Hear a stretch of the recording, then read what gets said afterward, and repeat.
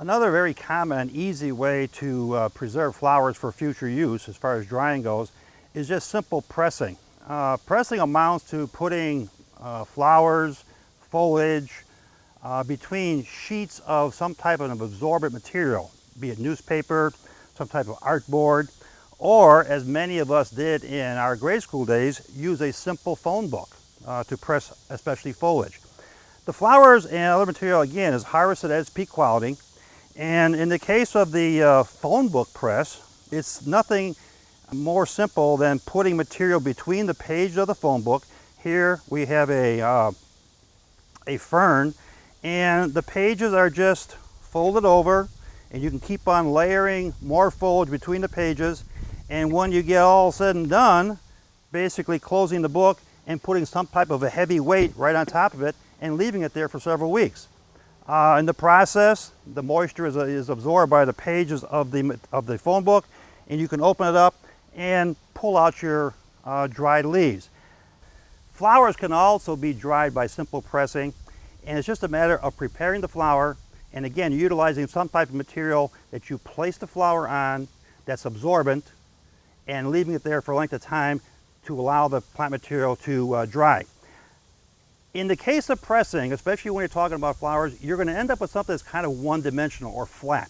And oftentimes these materials are used in picture collages, note cards, bookmarks, that kind of thing. So these are going to be very one-dimensional flat, but they will still retain their overall shape and form, and oftentimes the colors.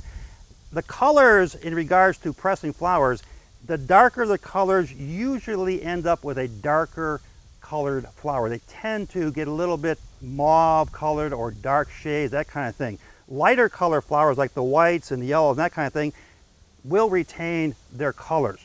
It's nothing easier than putting this material on an absorbent piece of paper. This happens to be a heavy piece of artboard, and then folding a piece of, in this case, newspaper right over the top, and then putting something over the top of that that's stiff and firm, such as this piece of cardboard. And here again, we're going to apply weights to this material and leave it there for several weeks. At which time, when you uncover this thing, the flowers will be dried, flat, pressed, and ready for use in a picture or note card or a bookmark, however you choose. So this is a way which you can do this at home. The classic way of pressing flowers was always done with a plant press. You see one right over here?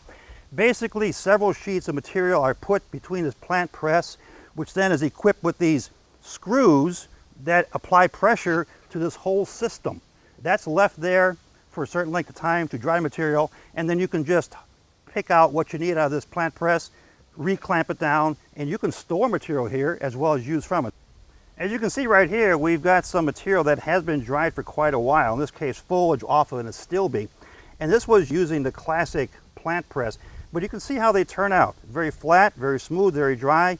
These can then be either used in their entirety or broken apart and used parts of to reconstruct a flower, if you will, if you're building a picture or whatever might have you. Pressing flowers, very simple, very easy to do, and you can do a wide variety of plant material.